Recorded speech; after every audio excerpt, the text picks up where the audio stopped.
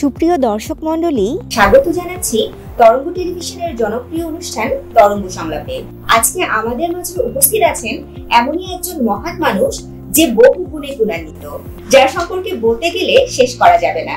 আজকে কথা বলবো ভিপি হারুন স্যারের সাথে, জানবো তার রাজনৈতিক পথ চলা, তার ব্যক্তি জীবন এবং নানা অজানা বিষয় সম্পর্কে। আশা করি সম্পূর্ণ অনুষ্ঠানটির সাথেই থাকবেন।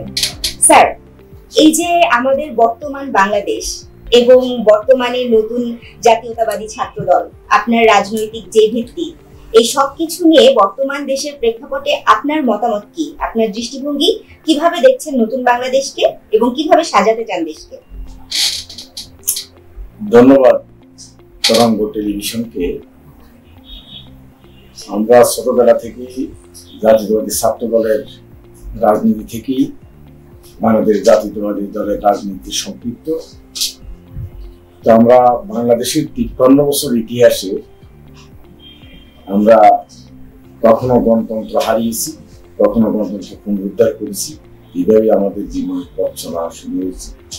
তো বিগত রেজিম 16টি বছর এদেশের মানুষের অধিকার বঞ্চিত করে, এদেশের মানুষকে ভোটার অধিকার থেকে শুরু করে সর্ব পর্যায় থেকে অধিকার বঞ্চিত করেছি।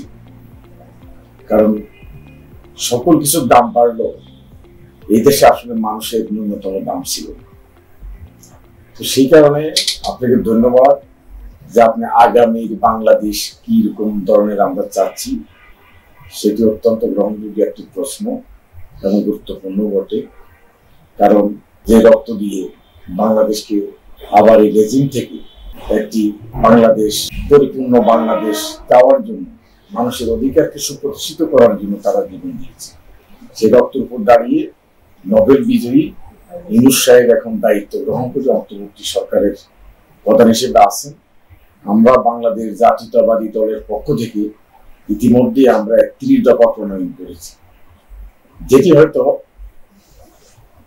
অনেকে হয়তো এখন নতুন করে শুনছেন, কিন্তু এটা কিন্তু নতুন নয়। আমরা 2 বছর আগেই বাংলাদেশ জাতীয়তাবাদী দল তার রাজপথের সহযোগিতার সাথে নিয়ে অন্যান্য অপরাপর সংগঠনগুলোকে নিয়ে আমরা 31 দফা প্রণয়ন করেছি।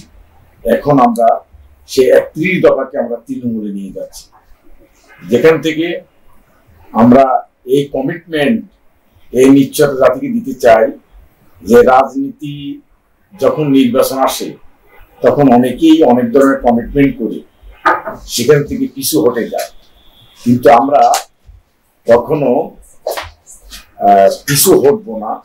সেটাকে আমরা সর্বাগ্যে প্রাধান্য দিয়ে আমরা তৃণমূল পর্যায়ে সকলের কাছে 31 দফা নিয়ে যাচ্ছি।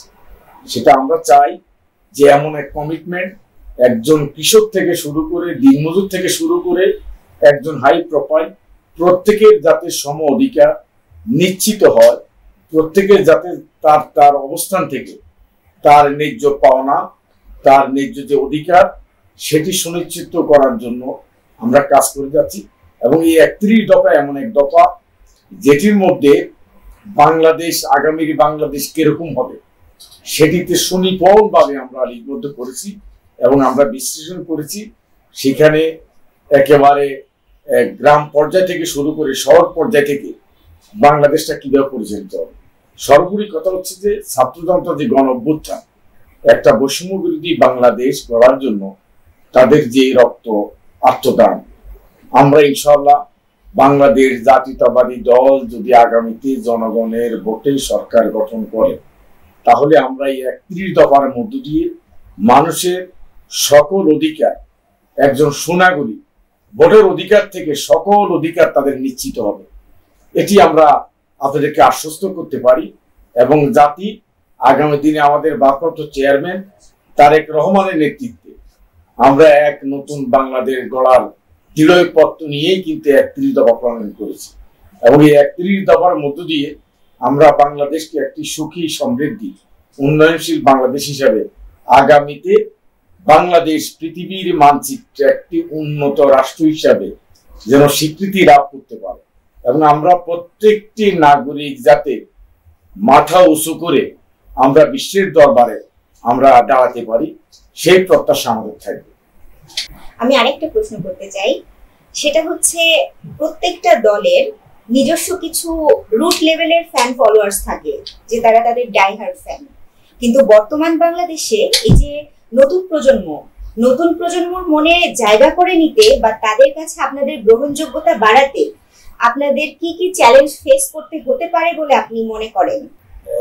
5 অক্টোবরের পর থেকেই বাংলাদেশে একটা অরাজক পরিস্থিতি বিরাজ করছে, যেখানে আমরা মানে একটি এলিট ফোর্স, মানে পুলিশ বাহিনী, যাদেরকে ছাড়া আসলে জনগণ বা আমাদের কোনো কিছু চলে না, তারা একেবারেই কার্যত ভেঙে পড়েছে।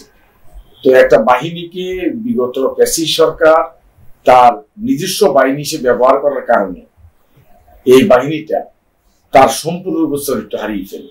পুলিশ যে জনগণের সেবক, এটা প্রায় অনেকটা অনুপস্থিত ছিল গত 16 বছর। তো এখন বর্তমানে এটা কোনো ফাংশন করছে না।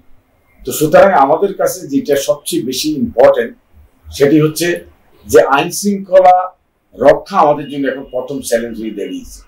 এবং বাংলাদেশ জাতীয়তাবাদী দলের একজন কর্মী হিসেবে আমাদের কিছু রাজনৈতিক চ্যালেঞ্জও আছে।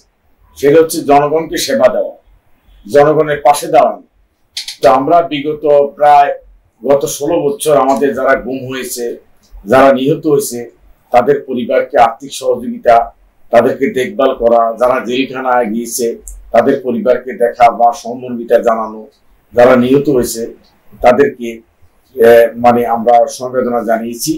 আমরা বিগত সরকার যেমন ইলিয়াস আলী, চৌধুরী আলম, তাদের পরিবারকে নিয়ে শেখ হাসিনা নিজেই উপহাস করেছে, যেটি এই বাংলাদেশে এমন ধরনের বৈষম্য পৃথিবীতে, এটা লেডি হিটলার বললে ভুল হবে, অর্থাৎ সারা পৃথিবীতে যত স্বৈরাচার এসেছে, আমার দৃষ্টিতে বাংলাদেশের এই খুনি হাসিনা স্বৈরাচার পৃথিবীর ইতিহাস সর্বশ্রেষ্ঠ স্বৈরাচার ছিলেন।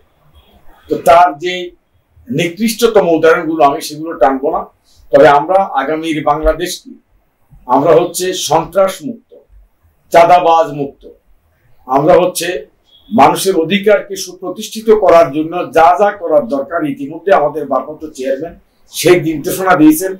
চাঁদাবাজি থেকে শুরু করে মানুষের দুর্ভোগ বাড়ানোর এমন কোনো কাজ যদি বাংলাদেশ জাতীয়তাবাদী দলের কোনো নেতা কর্মী জড়িত থাকে প্রত্যক্ষ এবং পরোক্ষভাবে, তাদেরকে আমরা দল থেকে আজীবনের জন্য বহিষ্কার করে একটা দৃষ্টান্ত স্থাপন করব। এবং সেই চ্যালেঞ্জ হাতে নিয়েই ইতিমধ্যে আমরা কাজ শুরু করেছি এবং আমাদের কাজ চলমান। এবং আগামীতে একটি সুন্দর বাংলাদেশ, বৈষম্যহীন বাংলাদেশ তৈরি করার জন্য যতগুলো পদক্ষেপ নেওয়া প্রয়োজন, আমরা আমাদের ভারপ্রাপ্ত চেয়ারম্যানের নির্দেশে ঠিক ততগুলো পদক্ষেপ নিয়ে আমরা এগোনোর চেষ্টা করছি। সেই যত বড় নেতা হোক না কেন, তাকে আইনের আওতায় আসতেই হবে, তাকে দলের শাস্তি পেতেই হবে। এইখান থেকে বিন্দু মাত্র আমরা কেউ পিছপা হব না। আপনার অতীতের যে বক্তব্যগুলো আপনি বিভিন্ন সময় বিভিন্ন জায়গায় দিয়েছেন, সেই বক্তব্যগুলো আমরা সেই সময়ের পরবর্তী সময়ে দেখেছি সেগুলো মিলে গেছে বা ফলে গেছে। তো এই ক্ষেত্রে আপনি সেটা আগে থেকে কিভাবে বুঝতে পারেন বা আপনার মানে কি মনে করে সেই বক্তব্যগুলো মাথায় আসে, এই সম্পর্কে যদি দর্শকদের বলতেন। ধন্যবাদ আপনাকে। বক্তব্য আসলে এটা হচ্ছে গড গিফটেড, আর আমি কখনো লিখিত বক্তব্য দিই না। ওই যে স্টেজে গিয়ে অডিয়েন্সের বিচারেই আমি বক্তব্য দিই। তা আমি খালেদা জিয়া 8ই ফেব্রুয়ারি গ্রেপ্তার হন, 7 এপ্রিল খালেদা জিয়াকে পিজি হাসপাতালে আনে। তো পিজি হাসপাতালে আনার পরে আমি দেখলাম যে তিনি একটা হাসি দিয়েছেন। তো সে হাসিটা বাংলাদেশ জাতীয়তাবাদী দলের 7 এপ্রিল, বাংলাদেশ জাতীয়তাবাদী দলের এমন কোন কর্মী নাই যিনি তার ফেসবুক ওয়ালে দেন না। তো সেটা আমাকে ভীষণভাবে অনুপ্রাণিত করে এবং সেটা নিয়ে আমি কিছুটা থিঙ্কিং করার চেষ্টা করি।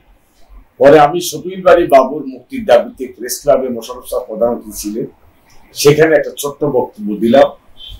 সেটা হচ্ছে যে আমি পৃথিবীতে বহু বৃদ্ধ নারী হাসি দিতেছি, কিন্তু আমি বেগম খালেদা জিয়া এই 70 নারীর মুখে, মহিষী নারীর মুখে যে হাসি দেখলাম, এই হাসির যথার্থ মূল্যায়ন আমি করতে পারবো না।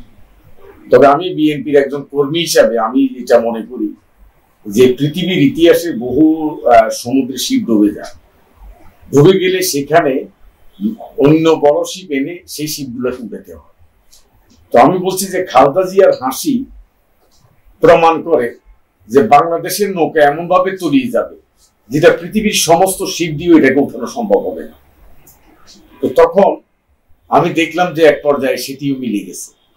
তারপর আমি কিছুদিন মানে গত 2 বছর আগে আরেকটা বক্তব্য দিয়েছিলাম যে শামীম ওসমান, ওবায়দুল কাদের বলছে যে আমাদেরকে খুঁজে পাওয়া যাবে না। তখন আমি বলেছিলাম যে আওয়ামী লীগের আকাশে এত মেঘের, কালো মেঘের ঘনাঘটা, তো সেটা দেখে ব্যাঙ ডাকে। তো ব্যাঙ ডাকাকে অনেকে ভয় পায় না, কিন্তু বর্ষাকাল আসে ব্যাঙ ডাকে, কিন্তু অতিরিক্ত ডাকার মধ্যে দিয়ে একটা ভয়ের ভীতির সঞ্চার হয়। তো এই আমি আওয়ামী লীগের যে আকাশে যে কালো মেঘ দেখতে পাচ্ছি সেটি এবং যেভাবে ব্যাঙ ডাকবে, আমার মনে হয় যে হারিকেন দিয়ে খুঁজে আওয়ামী লীগের কোন নেতা কর্মীকে বাংলাদেশের মাটিতে কোথাও খুঁজে পাওয়া যাবে। ঠিক বাস্তব সত্য সেটি হয়েছে যে এখন 5 তারিখে গণঅভ্যুত্থানের পরে আওয়ামী লীগের কোন নেতা কর্মী কেউ রাস্তা দেখছেন কিনা আমার সন্দেহ। তারপর 16 তারিখে আমি লাস্ট বক্তব্য দিয়েছি লক্ষ্মীপুরে যে শেখ হাসিনার পতন অনিবার্য এবং ইতিহাস সাক্ষী, কোন নেতা নেত্রীর যদি গণঅভ্যুত্থানে পতন হয় তাহলে সেই নেতা নেত্রী এবং তার দল কখনো সার্ভাইভ করতে পারে না এবং রাজনীতি করার সুযোগ পায় না, এবং বাংলাদেশে ঠিক তাই আজকে তাই ঘটতেছে। তো এই সমস্ত বক্তব্যগুলো আমি আমার নিজের অনুভূতি থেকে আমি দিয়েছি। তো সেটা আসলে কাকতালীয় ভাবে মিলে গেছে। এটা আসলে আমি জানতাম না যে এই ধরনের হবে, তবে ভাবতাম যে শেখ হাসিনার পতন আসলে হবে, কিন্তু আসলে কখন কিভাবে হবে, কত রক্ত দিতে হবে সেটি আমরা জানতাম না। তো ঠিকই আমরা অসংখ্য ছাত্র বন্ধু থেকে শুরু করে দেশের আপামর জনসাধারণের রক্তের মধ্য দিয়ে শেখ হাসিনা পালিয়ে যেতে বাধ্য হয়েছে। তবে দুর্ভাগ্য হচ্ছে সে নিজে এবং তার পরিবারকে সুরক্ষা দিয়ে সে পালিয়েছে, সে বাংলাদেশের আর কোনো আওয়ামী লীগের কি সুরক্ষা দেয় নাই। তো সেই কারণে আমি যখন আসলে যে বক্তব্যগুলো দিয়েছি সেটা আসলে কাকতালীয় ভাবে মিলেছে। আমি আসলে প্রেডিকশন করে বক্তব্য দিয়েছি সত্য, কিন্তু কখন কি ঘটবে এটা জানতাম না, কিন্তু আমার বক্তব্যের মধ্য দিয়ে আসলে সেটা পরিস্ফুট হয়েছে। এবং আল্লাহ রাব্বুল আলামিন পবিত্র কোরআন কারীমও বলেছেন যে আমি যার পতন ঘটাই তার নিজের মাধ্যমে, নিজের হাত দিয়ে, তার কামাই দিয়ে। তো শেখ হাসিনা ঠিকই এদেশের মানুষের অধিকারকে বঞ্চিত করে, ভোটের অধিকার, মানুষের ব্যক্তি স্বাধীনতার অধিকার, সব অধিকারকে সে কেড়ে নিয়ে এবং বাংলাদেশ থেকে যে পরিমাণ লুটপাট করেছে পৃথিবীর ইতিহাসে আমার মনে এরকম লুটপাট কেউ করে নাই। তো সেটার শাস্তি যা হওয়া ঠিক গণঅভ্যুত্থানের মধ্যে দিয়ে তাই হয়েছে। ধন্যবাদ। ধন্যবাদ স্যার আপনার মূল্যবান সময়ের জন্য। আমাদের তরঙ্গের সংলাপ অনুষ্ঠানে সাথে ছিলাম তাশরিফা তৃষা। দেখা হবে পরবর্তীতে নতুন কোনো অতিথির সাথে। ততদিন ভালো থাকুন, সুস্থ থাকুন, আর সবাইকে মাহে রমজানের শুভেচ্ছা।